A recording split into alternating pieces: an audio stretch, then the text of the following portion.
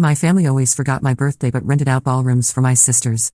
This year, I didn't complain, just closed on a beachfront condo. Their reactions online were instant and furious. I'm Sarah Martinez, the older daughter in what most people would consider a successful family. My parents, Robert and Linda, own a chain of furniture stores across 3 states. My sister Emma is 24, works in marketing for a tech startup, and has always been what you'd call the golden child. Me? I'm a software engineer who's been quietly building my career and savings while living in a modest apartment across town. The birthday thing started when we were kids. Emma was born in June, right when school ended, so her parties were always these massive summer affairs. Pool parties with 30 kids, bounce houses, pony rides, you name it. My birthday is in February, and somehow it always got complicated.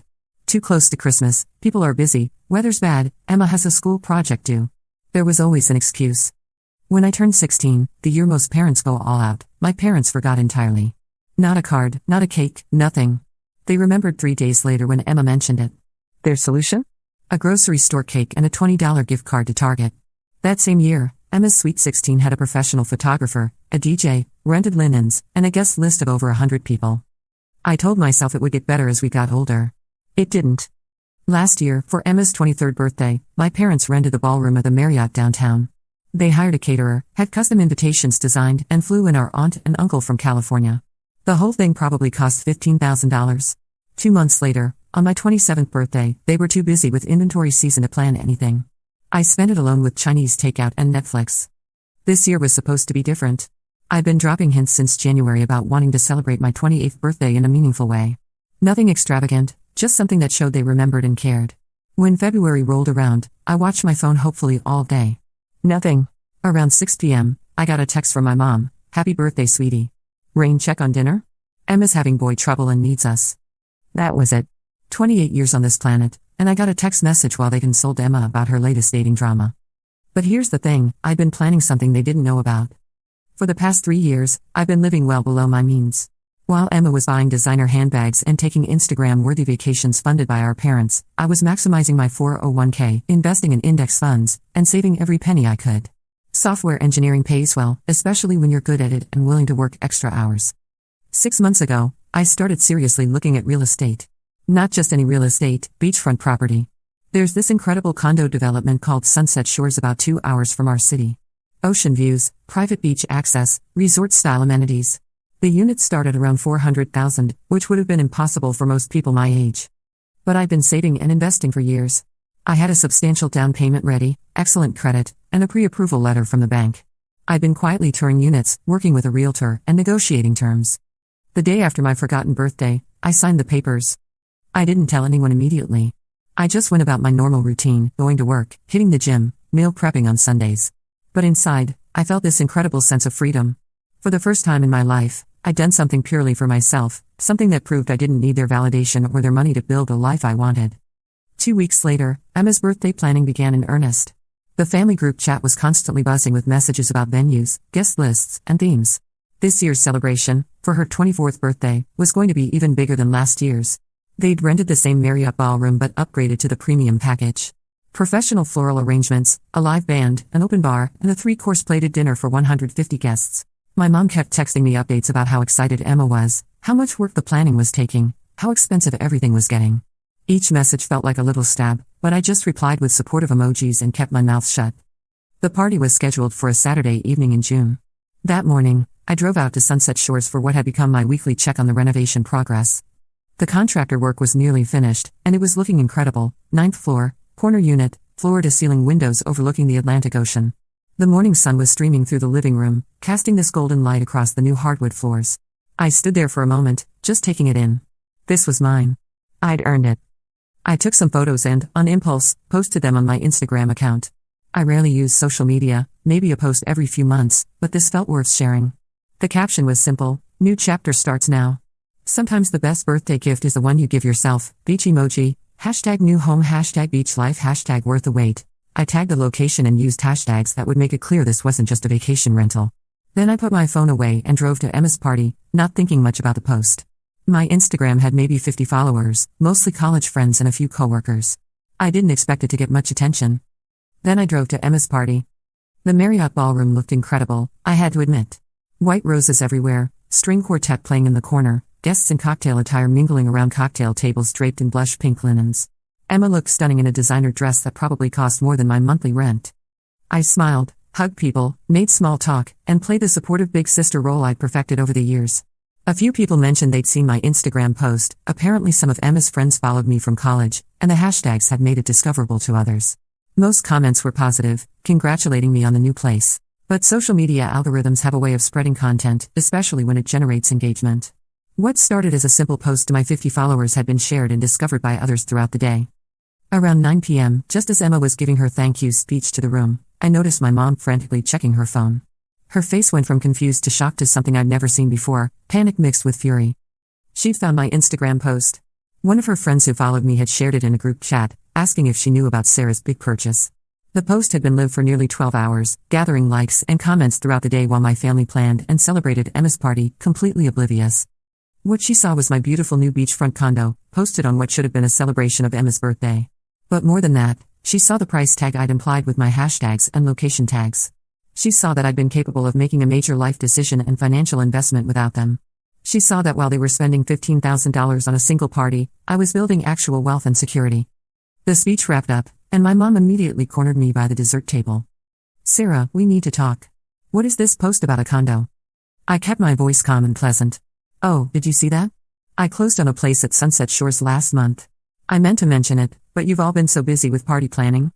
Her eyes went wide. "Sunset Shores? Sarah, those units cost. How did you? Why didn't you tell us?" "I guess I thought you'd be busy," I said with a shrug. Emma's had so much going on.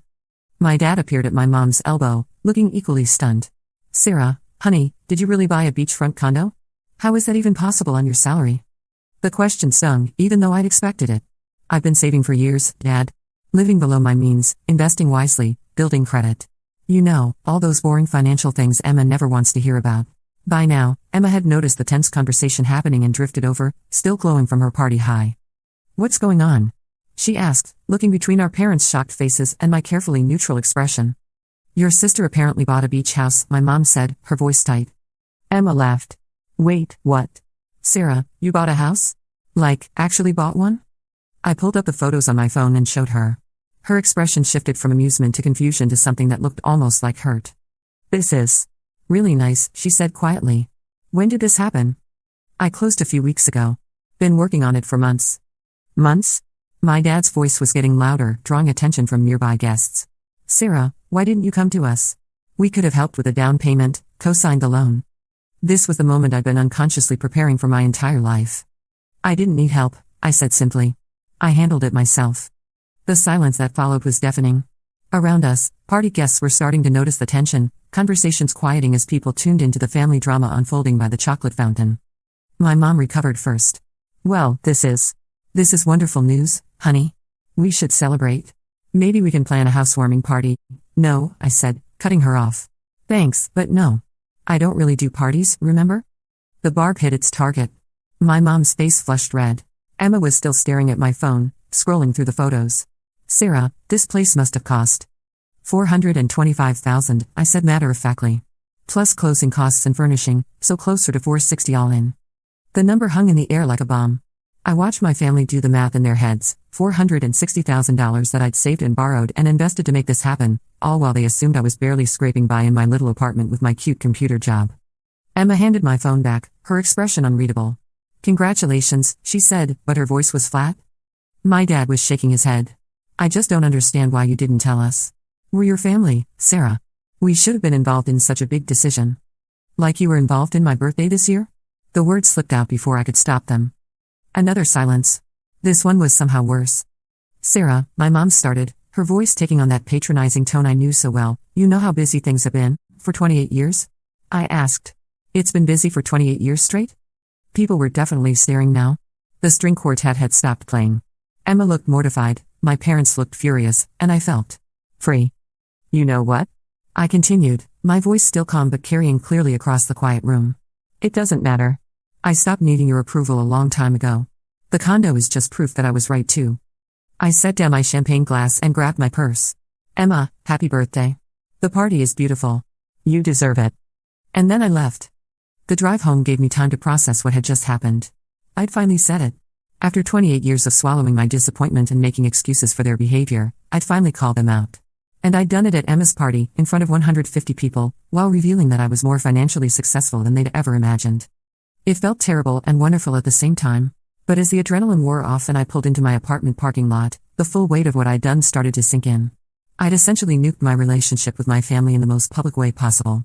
Part of me felt vindicated, but another part felt sick with anxiety about what would come next. I barely slept that night, replaying the confrontation over and over in my head. Had I gone too far? Should I have handled it differently? By 3 a.m., I was second-guessing everything, wondering if I should call and apologize. But then I remembered the look on my mom's face when she'd seen my condo photos, not pride or excitement for my achievement, but shock and something that looked almost like betrayal. As if I'd somehow wronged them by succeeding without their knowledge or permission. That thought crystallized something for me. This wasn't really about birthday parties or family dinners. It was about control, and about their inability to see me as anything other than the supporting character in Emma's story. I spent the next day at my new condo, arranging furniture and trying to ignore my phone, which was buzzing constantly with texts and calls. The ocean was unusually calm, and I found myself standing at the floor-to-ceiling windows for long stretches, just watching the waves roll in and out. The condo was starting to feel like home. I'd hired an interior designer named Patricia who specialized in coastal properties, and she'd helped me create a space that felt both sophisticated and relaxed. Light blues and whites, natural textures, furniture that was both beautiful and comfortable. Everything was exactly what I wanted, no compromises, no committee decisions, no one else's opinions to consider. Around noon, I ventured to the small cafe downstairs in the building's lobby. The barista, a woman about my age named Rachel, recognized me from my previous visits during the buying process. "Hey. You're the one who bought 9C, right?" she said with a smile. "How are you settling in?" "Really well, thanks. The place is incredible." "I bet. That's one of the best units in the building. Corner location, amazing views. You must be doing pretty well for yourself to swing that at your age." "Sorry, I don't mean to be nosy. It's just rare to see someone in their 20s buying here." "Late 20s, I corrected with a laugh. "And I've been saving for a long time." As she made my latte, Rachel chatted easily about the building amenities, the best local restaurants, and the community of year-round residents versus summer renters. It was exactly the kind of normal, friendly conversation I'd been craving. No family drama, no loaded questions about my choices or motivations. "You know," she said as she handed me my drink, "there's a resident happy hour every Friday evening on the rooftop deck. Mostly people our age who live here full-time. You should come next week, I think you'd fit right in." I thanked her and took my coffee back upstairs, feeling lighter than I had in weeks. This was what I'd been working toward, a community where I could just be myself, where my worth wasn't measured against someone else's achievements. But I couldn't avoid my phone forever. I finally checked the messages around evening, and my heart sank at the sheer volume. 37 missed calls, 62 text messages, and notifications from every social media platform I'd ever signed up for. "My mom, Sarah, what you did tonight was completely inappropriate. We need to discuss this like adults." "My dad, I'm disappointed in how you handled yourself at Emma's party. Call me." "Emma, I can't believe you did that at my birthday party. You ruined everything."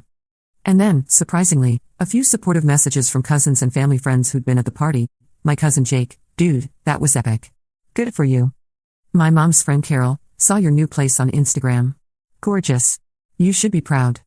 Emma's friend Melissa, "Hey Sarah, I know tonight was weird, but that condo looks amazing. You've always been the smart one." But the real drama started on social media. By Sunday morning, my original Instagram post had dozens of comments and shares. Apparently, several people from the party had screenshotted and shared it with their own commentary. Some supportive, some critical, all generating more attention than I'd ever received online. The comments on my original post were a mixed bag. "Wait, Sarah, this is your place? Holy shit, good for you. Gorgeous. You've always been so smart with money. Love the timing of this post, smirking face emoji. This is what happens when you work hard instead of relying on mommy and daddy." But there were nastier ones too. "Imagine being so jealous of your sister that you try to upstage her birthday party. This is so calculated and mean." Some people really can't let others have their moment. I tried not to read them, but it was like a car accident, impossible to look away. Then Emma posted her own response. It was a long Instagram story, posted in multiple parts, with a photo of herself crying in her party dress. The text was a masterpiece of passive-aggressive manipulation. "Last night was supposed to be one of the happiest nights of my life. My family has always been there for each other through everything.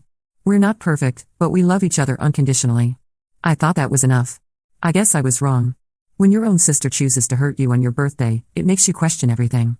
I'm grateful for everyone who came to celebrate with me last night, even when the evening ended so painfully. Sometimes the people closest to you are the ones who can hurt you most. I don't understand what I did to deserve this, but I'm choosing to focus on gratitude and the family members who truly support me. #family, #grateful, #heartbroken. The post went viral within our social circle. Comments poured in. Emma, you didn't deserve this on your special day. Some people are so jealous they can't let others have their moment. Family should lift each other up, not tear each other down. You're handling this with so much grace. I would have lost it. Your sister sounds toxic. Sometimes you have to cut people out of your life. But there were other comments too. Wait, what actually happened? This sounds like there's more to the story. Didn't Sarah buy a house? Why is that a bad thing? I've known this family for years, and Emma always gets everything while Sarah gets ignored. Maybe there's a reason Sarah felt like she had to do something dramatic. The last comment was from my high school friend Jessica, who'd watched this dynamic play out for over a decade. By Monday morning, the battlefield had expanded beyond Instagram. Emma had posted similar messages on Facebook and TikTok, each garnering hundreds of reactions and shares. Her friends rallied around her, sharing stories of their own family drama and positioning Emma as the victim of a cruel sister's jealousy. But my friends and former classmates weren't staying quiet either. Jessica posted a long Facebook comment that got shared dozens of times. I've known the Martinez family since high school, and I have to say something. Emma is sweet, but she's lived her entire life in a bubble of privilege that her parents created. Every birthday was a massive production, every achievement was celebrated with expensive parties and gifts. Meanwhile, Sarah worked 2 jobs through college, lived in the cheapest dorm room available, and I literally watched her parents forget her 21st birthday because they were planning Emma's high school graduation party. This isn't about jealousy or sibling rivalry, it's about 28 years of being treated like the afterthought child. Good for Sarah for finally standing up for herself. That comment opened the floodgates. Other people who'd gone to school with us began sharing their own memories and observations. I remember going to Emma's Sweet 16 and asking where Sarah was. Her mom said she was too busy studying to come to the party. Later I found out Sarah had been grounded for getting a B+ in calculus while Emma had gotten a car for maintaining a C+ average. Sarah tutored me through statistics our senior year and never accepted payment because she knew my family couldn't afford it. Meanwhile, Emma was getting a credit card with no limit for emergencies, aka shopping trips. I worked at the same restaurant as Sarah during college breaks. She would pick up every extra shift she could get while Emma was posting Instagram stories from Cabo with her friends, paid for by mom and dad, obviously. The narrative was building, and it wasn't flattering to my family. People began sharing screenshots of Emma's elaborate birthday parties over the years, contrasting them with their memories of my notably absent celebrations. Someone even found old Facebook photos from our teenage years showing Emma's room filled with birthday presents while I was working at a retail job. My parents tried damage control.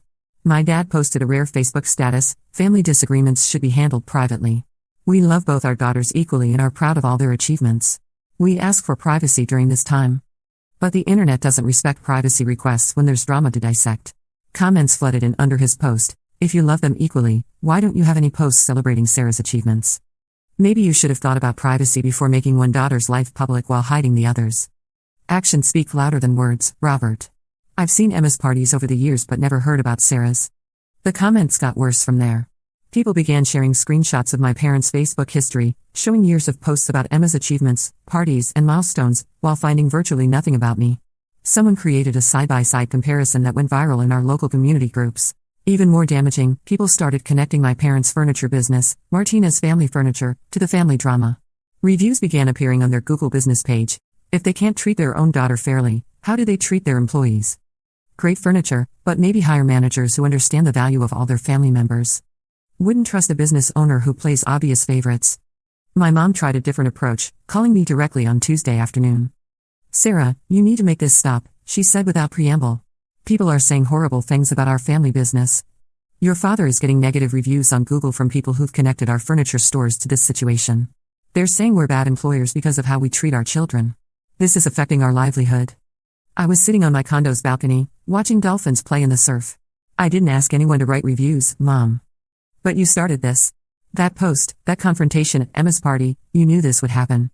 Actually, I didn't. I just posted a photo of my new home. Everything else has been other people sharing their own observations about our family. Their observations are wrong. Her voice was getting shrill. We have always supported both of you girls equally. If people can't see that, it's because they're jealous of our success. Name one time you supported me the way you support Emma, I said quietly. Silence. Mom? One time. One birthday party, one achievement celebration, one time you posted about me on social media, one time you bragged about me to your friends the way you do about Emma. More silence. That's not fair, Sarah. You and Emma have different personalities. You're more private, more independent. We celebrated you in ways that fit who you are. By forgetting my birthday entirely? That was one time. It was not one time. My voice was getting louder now. It was every time. Every single year, my birthday was an afterthought, an inconvenience, something to get through so you could focus on Emma's next milestone. I heard her crying, which should have made me feel guilty. Instead, I felt oddly detached. I don't know how to fix this, she whispered. You can't, I said. But you could start by admitting it happened instead of gaslighting me into believing my memories are wrong. After I hung up, I realized my hands were shaking. 28 years of suppressed anger don't just disappear overnight, and every conversation with my parents was like picking at a partially healed wound. By Wednesday, I was getting friend requests from people I hadn't talked to in years, all wanting the inside scoop. Local news bloggers were reaching out for interviews. A lifestyle Instagram account with 50,000 followers had reposted my condo photos asking for the tea on the family drama. The attention was overwhelming and frankly exhausting. I'd gone from being the invisible daughter to being the center of a very public controversy, and I wasn't sure which felt worse. That evening, I decided to escape to the grocery store near my condo to stock up on basics. I was comparing pasta sauce options when someone tapped my shoulder. Sarah? Sarah Martinez? I turned around to see Amanda Chen, a girl who'd been in my AP class's senior year of high school. She'd always been nice, but we'd never been particularly close. Oh, hi Amanda. How are you? Her expression was a mixture of excitement and sympathy. I'm good. But more importantly, how are you? I saw all the stuff online about your family and your new place. That condo looks absolutely gorgeous, by the way. Thanks, I said, genuinely touched by her enthusiasm. It's been a crazy few days. I bet. Look, I know we weren't super close in school, but I wanted you to know, a lot of us always noticed how differently your parents treated you and Emma. It wasn't fair then, and I'm glad you finally called them out on it. She paused, then continued. Actually, my husband and I are having a housewarming party next weekend for some friends who just bought their first place. Would you want to come? It might be nice to hang out with people who aren't obsessed with family drama. I realized I'd been holding my breath. That sounds perfect, actually. Thank you. We exchanged numbers, and as I finished my shopping, I felt some of the tension in my shoulders start to release. Maybe this whole mess would actually lead to some positive changes in my social life too. But the drama wasn't over yet. On Thursday morning, Emma called me directly for the first time in months. Sarah, we need to talk, she said, her voice tight with emotion. Okay, I said carefully. This has gone way too far. People are being horrible to me online, saying I'm spoiled and entitled and that I don't deserve anything I have. They're attacking my job, my relationship, everything. Some woman commented on my LinkedIn profile calling me a princess who's never worked for anything. This isn't just about family anymore, it's affecting my professional reputation. I felt a stab of guilt. Whatever issues I had with Emma, I hadn't wanted her to face professional consequences. Emma, I'm sorry that's happening. I never asked people to attack you personally. But you started it. Her voice cracked. You could have talked to me privately, or to Mom and Dad. You didn't have to humiliate our entire family in public. Would it have mattered? I asked. If I'd come to you privately and said I felt neglected and overlooked, would you have listened? Would you have believed me? Silence. Because I tried that, Emma. Multiple times over the years. Remember when I told you it hurt that you got a graduation party with 200 people while I got dinner at Applebee's? You told me I was being dramatic. Remember when I mentioned that Mom and Dad had never posted a single photo of my college achievements while your Instagram was constantly being shared on their Facebook? You said I was being petty and jealous. She started to speak, then stopped. The truth is, as long as you were getting everything you wanted, you didn't want to see that I was getting nothing. Because seeing it would have meant acknowledging that your perfect family wasn't perfect, and that your parents' love might not be as unconditional as you thought. Emma was crying now. That's not. I never thought. I know you didn't think about it. That's exactly the problem. After we hung up, I sat in my living room for a long time, staring out at the ocean. The conversation had been brutal but necessary. For years, I'd protected Emma from the truth about our family dynamic, making excuses for our parents' behavior and swallowing my own hurt to keep the peace. But keeping the peace had come at the cost of my own well-being and self-respect. My phone buzzed with a text from my dad. Your mother is in bed crying. She hasn't eaten anything in 2 days. I hope you're happy. The guilt manipulation was so obvious it was almost laughable. But it still worked, at least partially. I didn't want my mom to be suffering, even if I was angry with her.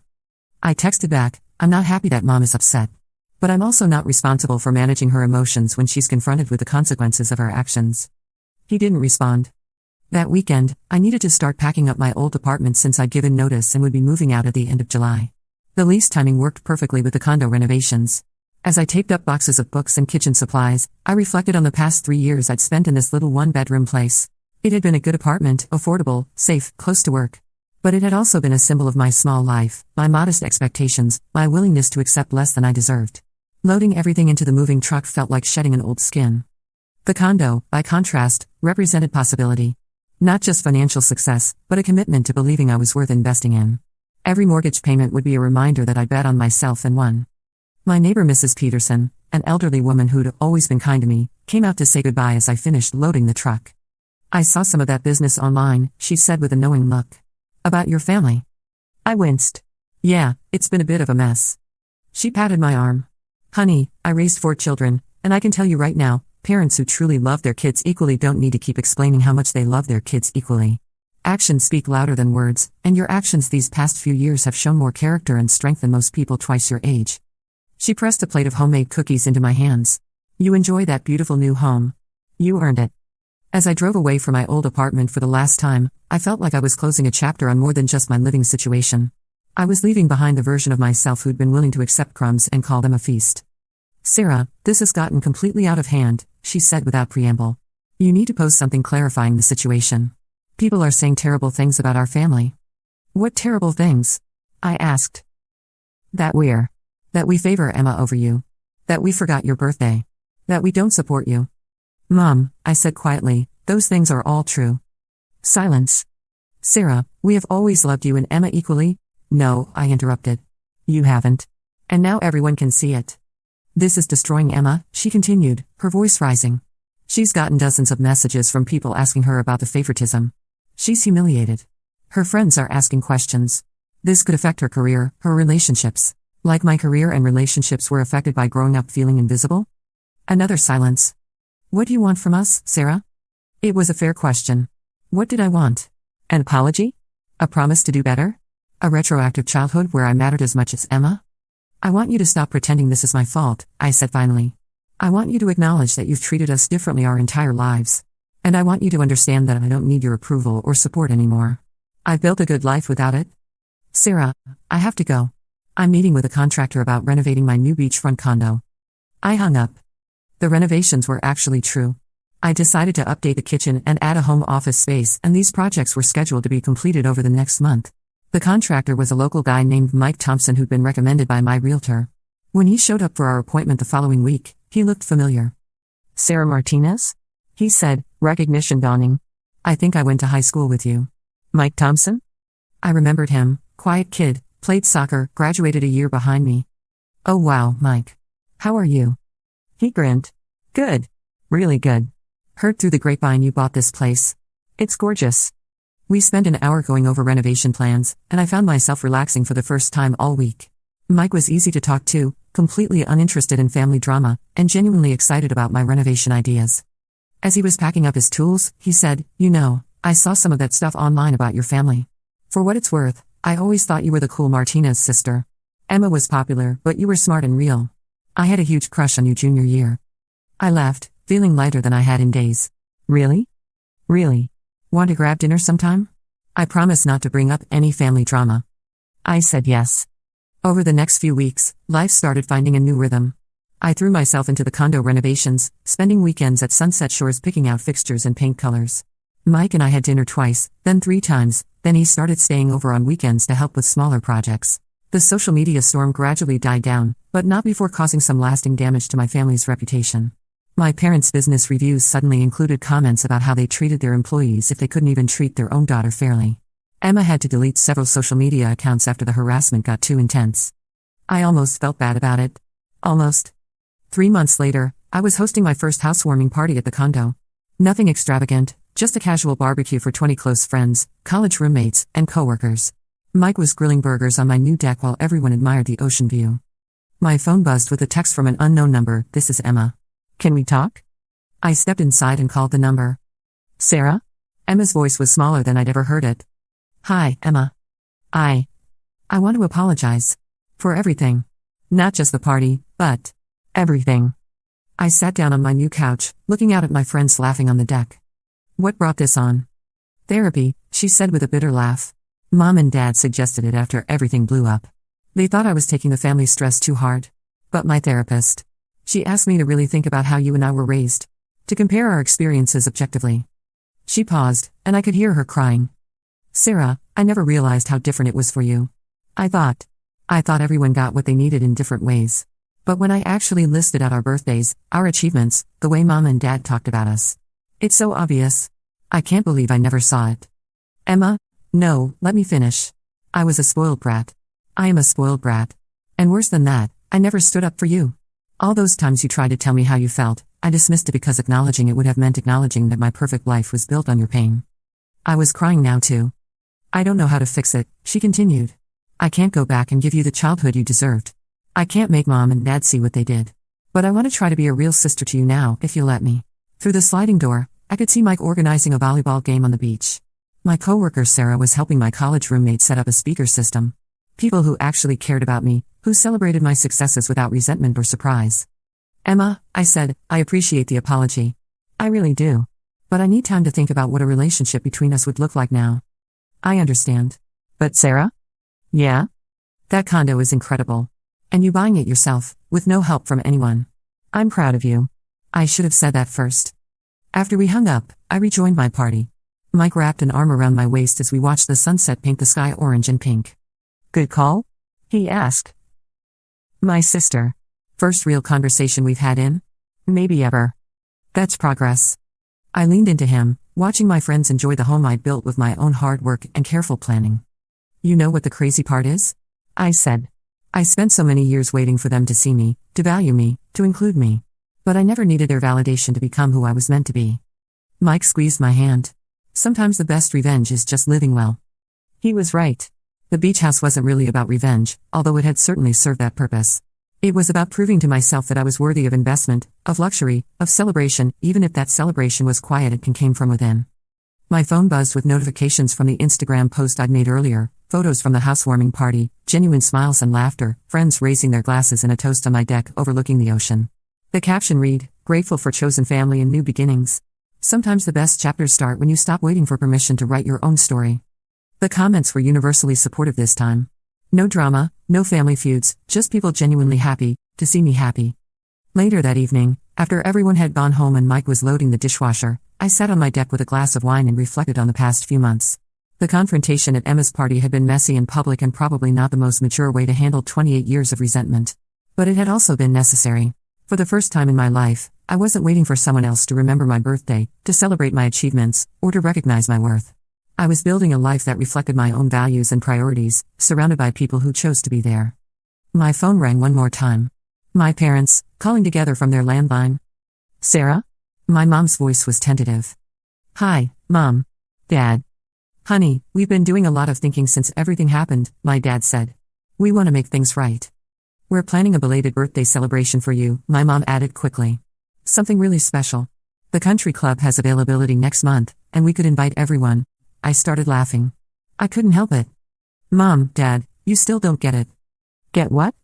I don't want a big party thrown by you to make yourselves feel better about 28 years of neglect. That's not what this was about. Then what do you want? My dad asked, frustration creeping into his voice. I looked out at the moonlight reflecting on the ocean, at the home I'd created for myself, at the life I built without waiting for anyone's permission or approval. Nothing, I said. I don't want anything from you anymore. And that's actually the most freeing thing I've ever realized. After I hung up, I posted one final Instagram story. Just a simple photo of my deck chairs facing the ocean, with a caption, "The view from 28. Finally exactly where I'm supposed to be." The responses came quickly from friends who understood exactly what I meant. People who'd watched me grow into someone who no longer needed external validation to know her worth. Sometimes the best revenge isn't dramatic confrontation or public humiliation. Sometimes it's just refusing to keep playing a game where you'll never win and building something beautiful with your own hands instead. I turned off my phone and went inside to help Mike finish cleaning up. Tomorrow I had contractor meetings and design decisions to make. Real life to live, in a home that was truly mine. It had taken 28 years, but I finally understood the difference between being forgotten and being free.